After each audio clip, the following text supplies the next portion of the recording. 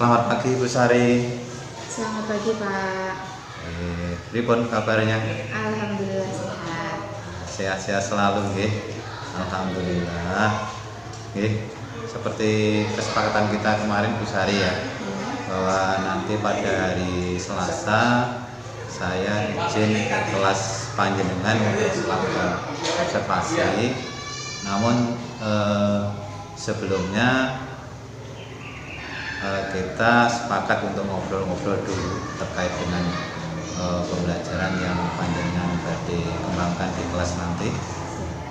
Ada beberapa hal yang saya ingin tahu dari Bu Sari tentang kompetensi dasar apa sih yang panjenengan kira-kira mau kembangkan nanti? Kompetensi dasar yang akan saya kembangkan di pembelajaran nanti, yaitu saya ingin mengembangkan keterampilan anak dalam berdiskusi. Kira-kira lebih spesifiknya apa gitu? Tadi mengembangkan dalam keterampilan berdiskusi gitu. Lebih spesifiknya apa kira-kira? Kompetensi spesifik yang akan saya kembangkan pada pembelajaran ini yaitu keterampilan anak dalam bersosialisasi dan bekerja sama dalam satu kelompok belajar. Bersosialisasi dan bekerja sama dalam kelompok belajar. Saya ingin tahu gambaran, kira-kira gambaran pembelajaran yang kira-kira ingin panjenengan kembangkan seperti apa? Yang ingin saya kembangkan di sini yaitu keterampilan anak dalam berkolaborasi dengan teman-temannya, karena yang saya rasakan anak-anak sekarang itu bekerja samanya kurang gitu. Jadi saya ingin mengembangkan di situ. Baik Bu, nanti kira-kira panjenengan pakai metode apa nggih? Metode pembelajaran yang akan saya gunakan yaitu tanya jawab dan diskusi.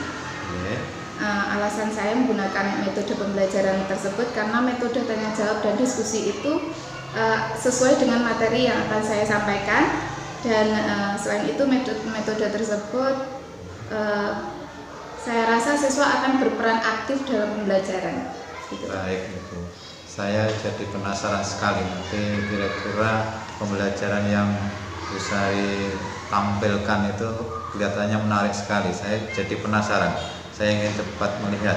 Namun sebelumnya kerangka umumnya mulai dari apa panjenengan masuk sampai akhir itu seperti apa gambaran pembelajarannya? Tahapan pembelajarannya yang akan saya sajikan yaitu kegiatan apresepsi, kemudian kegiatan inti dan kegiatan penutup. Oke.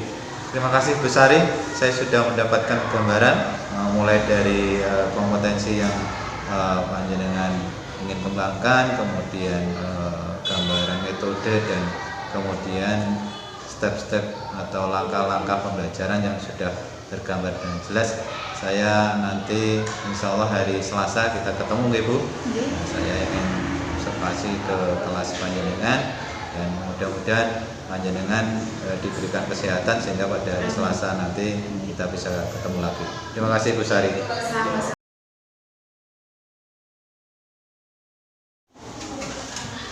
Bismillahirrahmanirrahim. Assalamualaikum warahmatullahi wabarakatuh.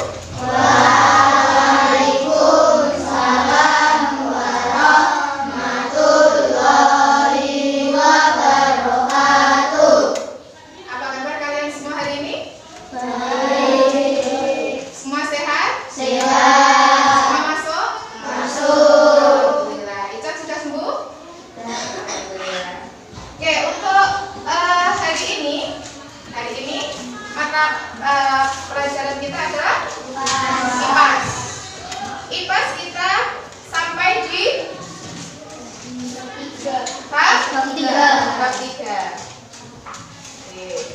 Bab 3 kita akan bahas tentang aku dan kebutuhanku. Kemarin kita sudah sedikit membahas tentang kebutuhan manusia ya. Hari ini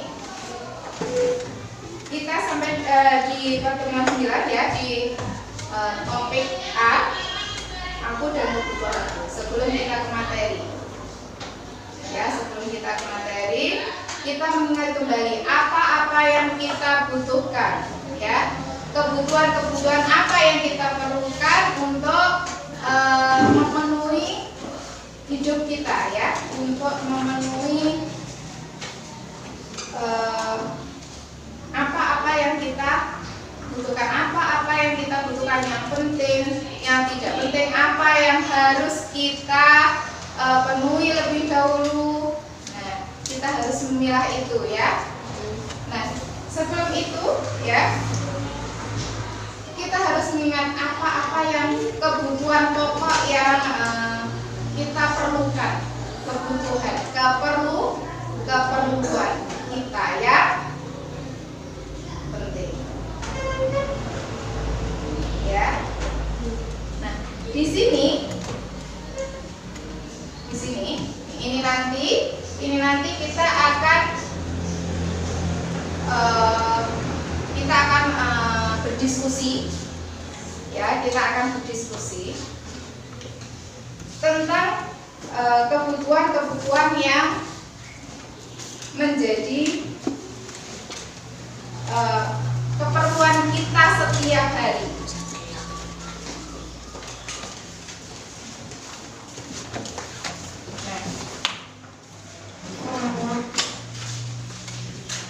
Di sini kebutuhan manusia itu dibedakan menjadi ada kebutuhan yang berdasarkan skala prioritas. Yang dinamakan prioritas itu berarti kebutuhan yang harus kita dahulukan.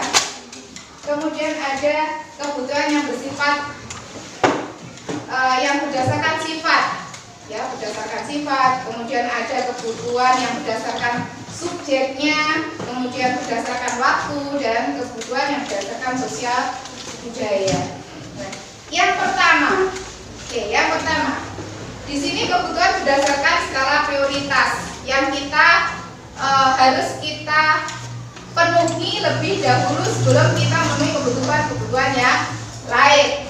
Nah, di sini ada kebutuhan primer. Ya, kebutuhan primer itu adalah kebutuhan pokok yang harus kita penuhi.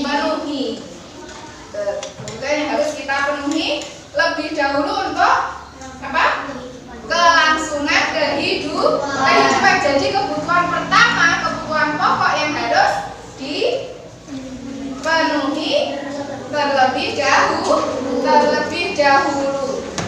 Ya, contohnya kalau kita merasa lapar, berarti yang kita butuhkan adalah makan. Jadi makanan itu adalah kebutuhan yang harus kita penuhi lebih dahulu, karena makanan itu kita gunakan untuk hidup.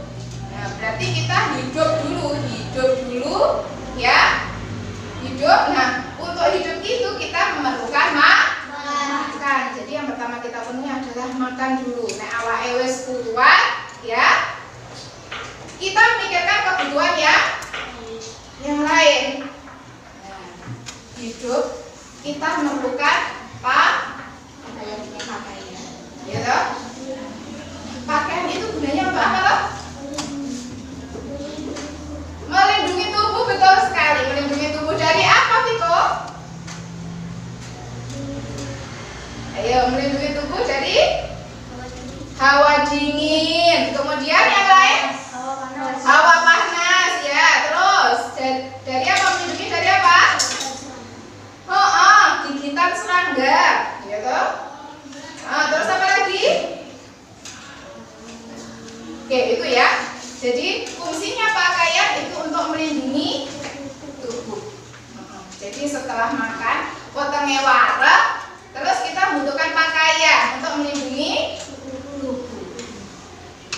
Nah, setelah itu kita membutuhkan tempat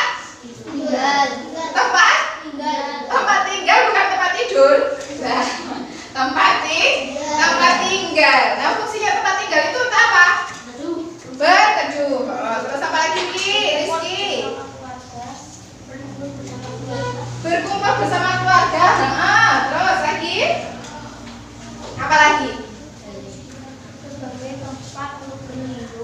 tempat berlindung. Terus apa lagi, Zul? Untuk beristirahat. Nana, untuk apa, Nak? Iya, untuk apa? Ada yang bisa bantu Nana? Nah, itu tadi fungsi dari tempat tinggal itu tadi adalah untuk tempat kita berlindung dari panas, dari dingin, dari hujan, terus dari serangan binatang buas. Misalkan kalau kita tinggalnya di hutan, iya kan? Itu fungsinya rumah atau tempat tinggal. Kemudian ada lagi. Nah, setelah kita makan, berpakaian, punya tempat tinggal, nah, yang penting lagi apa? Pendidikan. Nah, kudu pinter, betul. Kita harus pinter untuk apa? Yang pertama kita memerlukan ilmu untuk bertahan hidup, ya. Bertahan hidup. Di sekitar kita itu banyak sekali sumber-sumber makanan, ya toh?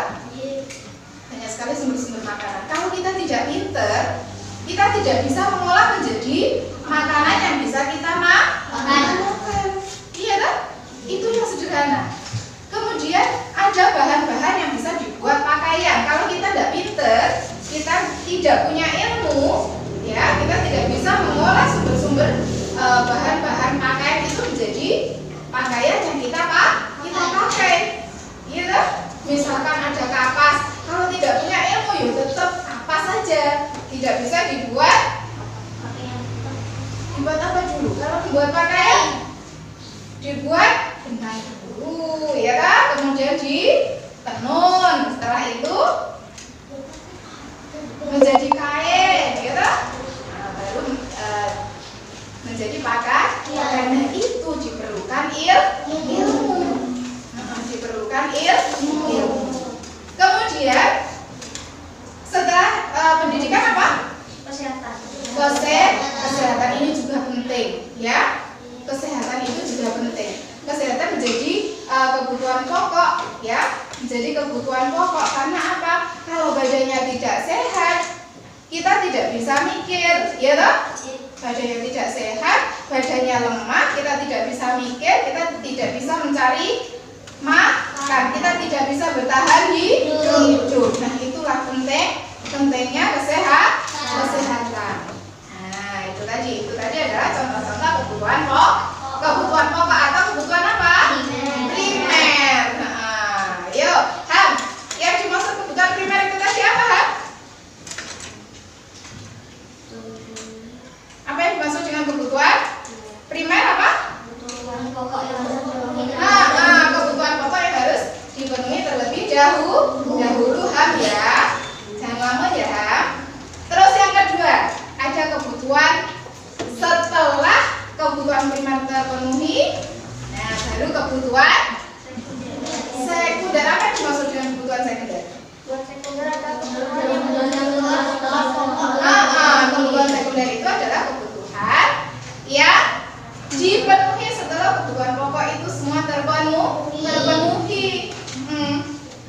Nah, jadi kebutuhan yang muncul setelah kebutuhan pokok semua terpenuhi. Rumah ada, pakaian ada, ya.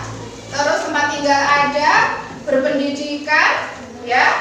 Kemudian sehat. Nah, ini kebutuhan lain. Misalkan pengen nonton apa? Pengen nonton televisi, ada di rumah dulu, nah, ya. Ada di rumah dulu. Pengen melihat televisi, kita membutuhkan hiburan, ya toh? Di rumah kita membutuhkan hiburan, ya. Berarti, aku pengen beli televisi, ya, tidak usah keluar rumah, kita bisa melihat televisi di rumah, ya. Kemudian kalau beli televisi tapi tidak bisa kemana-mana, masa kemana-mana kita jalan kaki. Nah, kemudian timbul kebutuhan lain apa?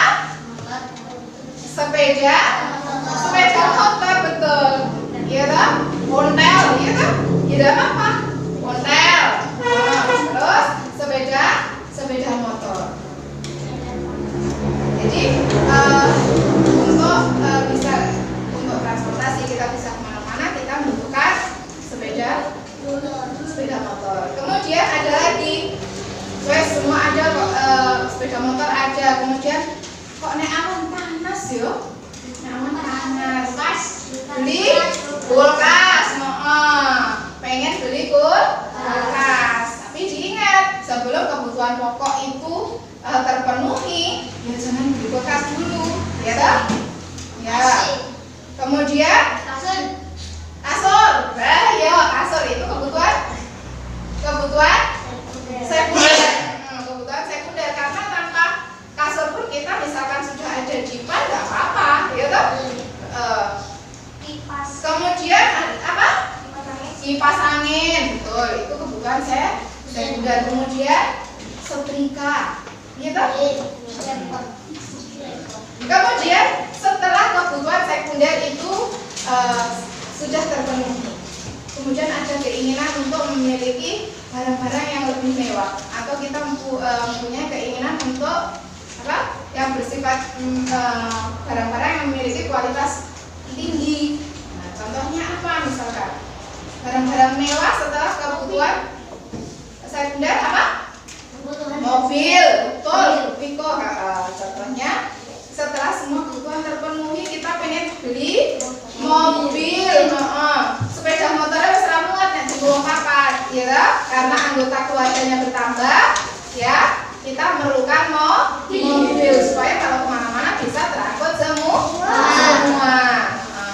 Kemudian ada lagi, kalau memakai kipas angin, nah, itu diganti karena pengen memiliki yang lebih canggih, misalkan kita pakai AC.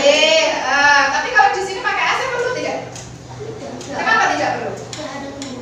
Sudah banyak tumbuhan. Terus di sini hawanya juga dingin. Kalau pakai AC bisa masuk angin, ya toh? Kemudian ada sudah terpenuhi punya mobil, di rumah sudah ada AC, ya, sudah ada AC, sudah ada semuanya. Kemudian ada keinginan untuk pergi ke luar negeri misalkan, ya, berlibur, ya tak? Berlibur. Nah, itu kebutuhan tersier.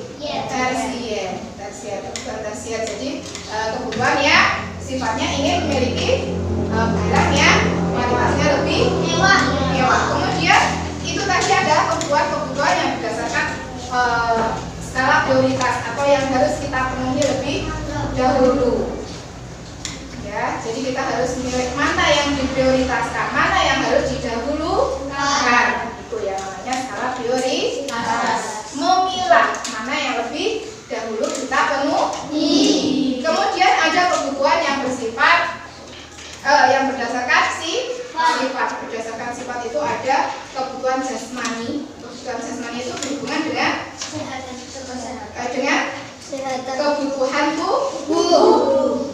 Jasmani berarti kebutuhan tubuh. Kemudian ada kebutuhan rohani. Kebutuhan jasmani itu contohnya yang dipakai di badan, yang melekat di badan atau berurusan dengan tubuh kita. Ya, contohnya misalkan apa? Pakaian, betul. Pakaian itu digunakan di tubuh kita untuk menutupi tubuh kita, ya, itu bersifat jasmani, terlihat. Yang terlihat yang digunakan untuk tubuh kita. Kemudian apalagi? Istirahat yang cukup itu untuk kesehatan, betul. Kemudian apa? Makan untuk kesehatan, ya, terlihat untuk kesehatan. Kemudian minum. Terus contohnya apalagi? Apalagi bintang? Ayo, kebutuhan jasmani apa bintang?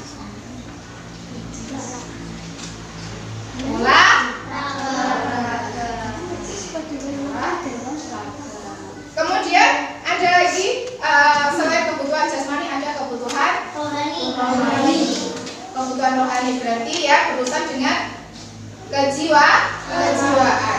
Apa contohnya itu? Misalkan apa? Beribadah.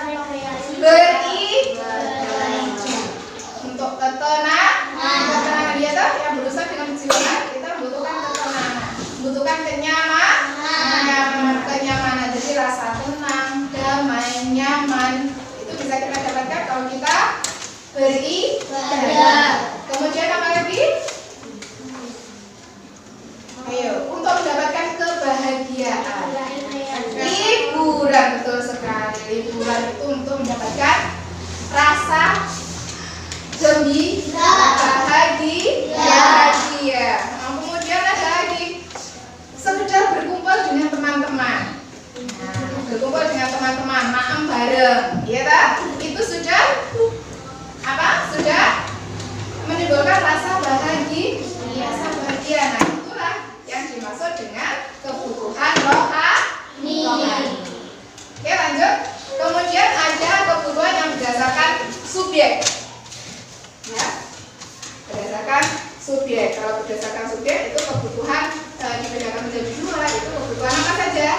Individu dan kelompok. Kebutuhan individu dan kelompok. Kalau yang individu itu berarti berurusan dengan pribadi. Kebutuhan yang diperlukan untuk diri sendiri. Contohnya misalkan menabung itu untuk diri sendiri, tak? Berinvestasi itu untuk diri sendiri, itu tidak ada hubungannya dengan orang lain. Kemudian membuka usaha itu juga untuk kebutuhan diri sendiri. Kemudian ada kebutuhan kelompok. Di sini kebutuhan kelompok itu yang berhubungan dengan kepentingan orang banyak, ya, kepentingan orang banyak. Contohnya apa? Pembangunan waduk, itu untuk orang banyak yang ada di sekitar kita saja. Contohnya apa? Renovasi jalan. Renovasi jalan. Kerja bakti setiap hari dandani jalan. Nah, jalan itu yang gunakan kan orang banyak. Pembangunan puskesmas itu sarana prasarana umum, ya kan? Itu untuk orang banyak. Nah, itu contohnya, ya. Jadi sudah bisa membedakan ya, yang kebutuhan individu dan kebutuhan kelompok. Oke. Kemudian yang keempat itu ada kebutuhan yang berdasarkan waktu. Kebutuhan berdasarkan waktu. Sekarang dan yang akan datang. Nah, ini yang penting. Jadi harus bisa membedakan mana kebutuhan yang harus kita penuhi sekarang dan mana yang bisa kita penuhi setelah kebutuhan sekarang itu terpenuhi atau kebutuhan yang akan datang. Kemudian di sini ada kebutuhan yang mendesak. Mendesak itu berarti yang harus segera kita penuhi, yang bersifat urgent atau mendesak. Contohnya misalkan kebutuhan yang mendesak itu apa? Oksigen. Nah, kemarin kita pernah melalui masa pandemi, ya, masa pandemi COVID yang setiap hari pasti ada yang sakit. Nah, wahing tadi seperti Icat itu kalau dulu pas masa pandemi kemarin itu sudah dicurigai flu. Iya tak? Nah, lagi wahing. Belum lagi nanti ada yang batuk. Nah, diharuskan pakai masker. Kemudian kalau sudah parah, tingkatnya parah, kemarin yang kena COVID itu bagaimana? Sesak nafas. Nah, itu yang mendesak harus segera ada oksigen. Kalau tidak segera ada oksigen bagaimana? Gagal nafas loh. Iya, karena apa? Kehabisan oksigen. Ya, kebutuhan oksigen bagi pasien yang terkena COVID seperti pada masa pandemi kemarin. Kemudian kebutuhan yang bersifat sekarang itu juga kebutuhan yang tidak bisa ditunda. Yang dinamakan kebutuhan sekarang itu berarti kebutuhan yang tidak bisa ditunda, harus dipenuhi saat ini. Nah, itu contohnya kebutuhan, misalkan ada musibah. Ada musibah bencana alam. Nah, itu ada kebutuhan yang harus segera dipenuhi sekarang. Contohnya apa? Bahan makanan. Iya, bahan makanan itu harus segera dipenuhi lebih dahulu pada saat ada bencana. Iya, kemudian kebutuhan yang akan datang itu kebutuhan yang bisa ditunda. Itu tidak mendesak, ya. Jadi itu bisa dipenuhi setelah kebutuhan-kebutuhan yang lain itu terpenuhi. Contohnya misalkan investasi. Investasi itu berarti kita sudah mempunyai modal, dan kita memikirkan yang akan datang. Bagaimana modal kita itu bisa berjalan, ya? Modal kita bisa berjalan, berkembang untuk kehidupan yang lebih baik di masa yang akan datang. Oke, kemudian yang selanjutnya adalah kebutuhan yang bersifat sosial budaya. Kebutuhan yang bersifat sosial budaya. Nah, itu adalah kebutuhan terhadap derajat seseorang di tengah masyarakat dalam interaksinya secara sosial. Contohnya apa? Memberikan sumbangan, ya, memberikan sumbangan bagi warga yang terkena musibah. Nah, berarti kita bagaimana kita menyisihkan sesuatu untuk membantu orang lain yang membutuhkan. Berarti itu hubungannya dengan sosial. Kemudian psikologis itu kebutuhan untuk diterima, dicintai, kemudian memiliki rasa aman, nyaman, dan kebebasan sebagai manusia. Nah, sekarang, di sini Usari sudah menyiapkan kartu. Nah, ini tugas kalian. Ini untuk kegiatan diskusi kita. Ini nanti kamu tuliskan kelompok biasa, ya. Di sini ditulis kelompok, kemudian nama kelompoknya, ya. Kemudian tuliskan kebutuhan berdasarkan skala prioritas. Yang pertama di sini skala prioritas. Kamu harus membedakan skala prioritas itu apa saja. Ada kebutuhan primer, sekunder, tersier, ya.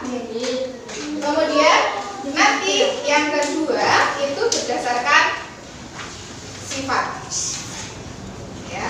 Yang kedua ini nanti berdasarkan sifat. Nah, di sini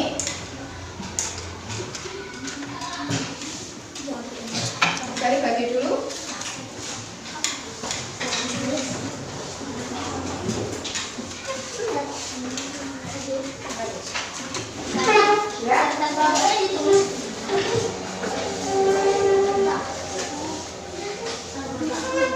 Iya. Nah, di sini ini ada kartu kebutuhan, ya. Di sini ada kartu kebutuhan. Kamu hanya memilah saja di situ.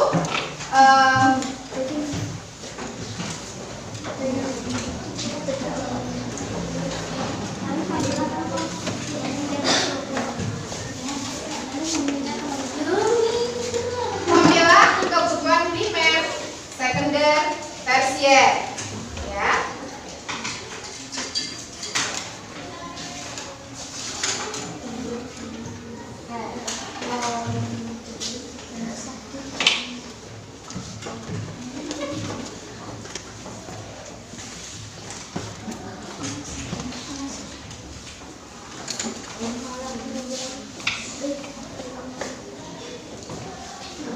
Nah, di sini ini nanti yang nomor 1, ini kebutuhan pokok. primer. Nah, kebutuhan primer ini nanti kamu hanya yang masuk di kebutuhan primer, ya. Dari kartu ini yang masuk di kebutuhan primer apa saja nanti di-split, ya. Kemudian ada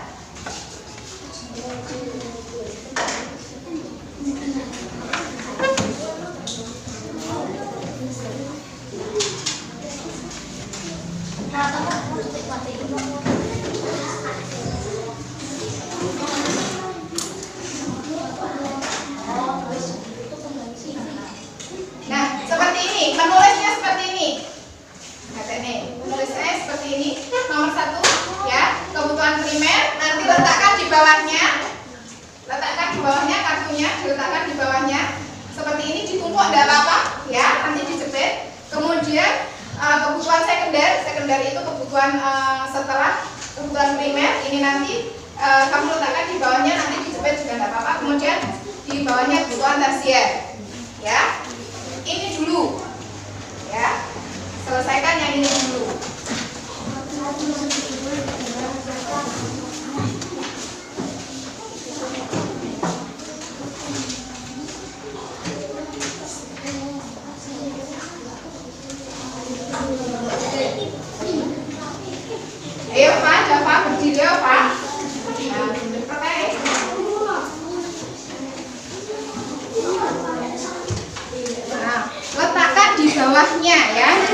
letakkan di bawahnya nanti di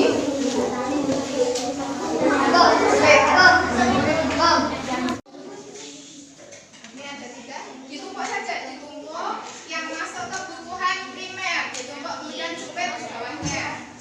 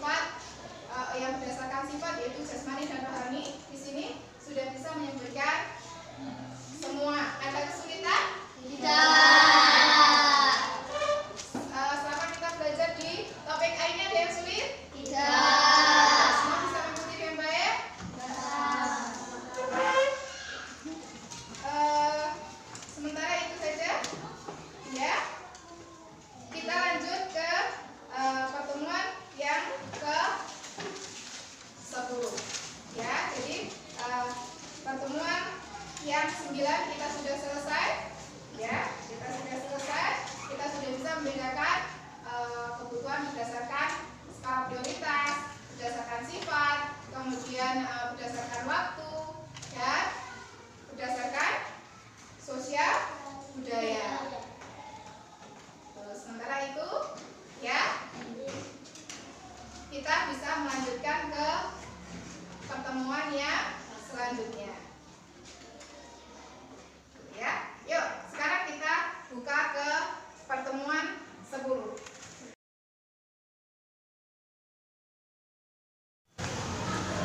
Selamat siang Bu Sari. Selamat siang Pak. Bagaimana kabarnya? Alhamdulillah sehat. Baik Bu Sari, tadi saya sudah lihat bagaimana action panjenengan di kelas dalam mangku pembelajaran. Saya di sini saya sudah membuat catatan mulai dari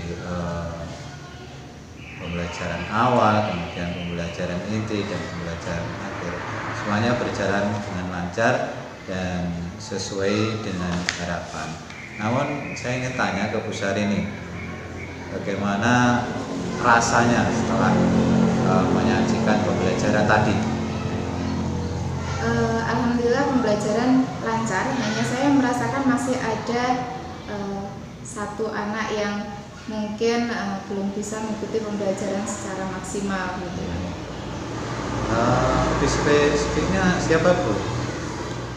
Anak namanya anaknya. Di kelas 4 itu saya mempunyai satu anak yang bernama Rizky. Itu memang mempunyai satu kecenderungan yang kurang bisa konsentrasi gitu Pak, kurang bisa mengikuti pembelajaran. Rizky itu yang di kelompok 3 gitu? Iya. Iya, karena berdasarkan catatan saya juga sama klop seperti itu. Di kelompok 3 memang anaknya kalau saya lihat itu agak berbeda dengan yang lain. Dia lebih aktif, lebih bisa dikatakan dalam tanda kutip membuat keonaran sedikit lah dengan teman-temannya ya. Tapi selama ini kan Bu Sari sebagai wali kelasnya, mungkin dalam kesehariannya pripun, itu kan mungkin sudah melakukan sesuatu di kelas itu. Selama ini nopo, apa yang sudah panjenengan lakukan terhadap Rizky ini?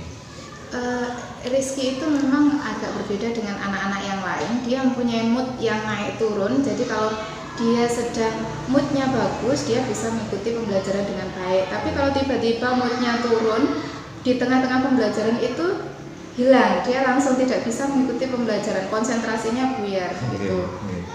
Dan yang saya lakukan selama ini, kalau menghadapi Rizky yang seperti itu, saya itu pada saat pembelajaran memang saya mendekati dia lebih dari anak-anak yang lain. Saya lebih memberikan bimbingan khusus, misalkan ada pembelajaran-pembelajaran yang sekiranya dia kesulitan untuk konsentrasi, saya dekati dia, kemudian saya memberikan bimbingan, pendekatan secara pribadi dengan Rizky ini. Itu intinya Rizky ini mendapatkan perhatian khusus dari seorang Bu Sari ya. Berarti perhatian khusus ini yang sudah dilakukan. Lantas ini kan Rizky berarti kan dengan perhatian khusus ini serasa menurut Bu Sari masih kurang apa enggak kira-kira ini dengan kejadian seperti kemarin? Rizky itu kalau didekati kemudian diberikan bimbingan khusus, pendampingan khusus itu agak berkurang apa ya? Tingkah lakunya yang agak berlebihan itu dia agak berkurang, jadi dia lebih bisa mengikuti pelajaran walaupun tidak sepenuhnya gitu, tapi alhamdulillah masih bisa mengikuti pembelajaran. Terus kira-kira nanti yang kedepannya yang panjenengan lakukan untuk lebih memaksimalkan potensi Rizky ini apa Bu? Untuk memaksimalkan potensi Rizky, karena memang dia itu berbeda dengan yang lain, mungkin ini PR saya untuk membuat pembelajaran itu lebih bervariasi. Jadi saya mungkin akan membuat inovasi pembelajaran yang lebih menarik khususnya untuk Rizky dan teman-temannya, sehingga dia bisa mengikuti pembelajaran seperti anak-anak yang lain. Baik Bu Sari, inovasi dan pembelajaran yang lebih bervariatif ini yang menjadi PR-nya Bu Sari. Saya semakin penasaran nanti melihat pembelajaran selanjutnya di kelas Bu Sari ini. Jadi luar biasa menurut saya kelas Bu Sari ini, gurunya sangat energik dan saya rasa punya pandangan ke depan yang sangat bagus. Saya semakin penasaran, mudah-mudahan nanti kita dapat bertemu lagi pada observasi berikutnya. Siap. Terima kasih Bu Sari.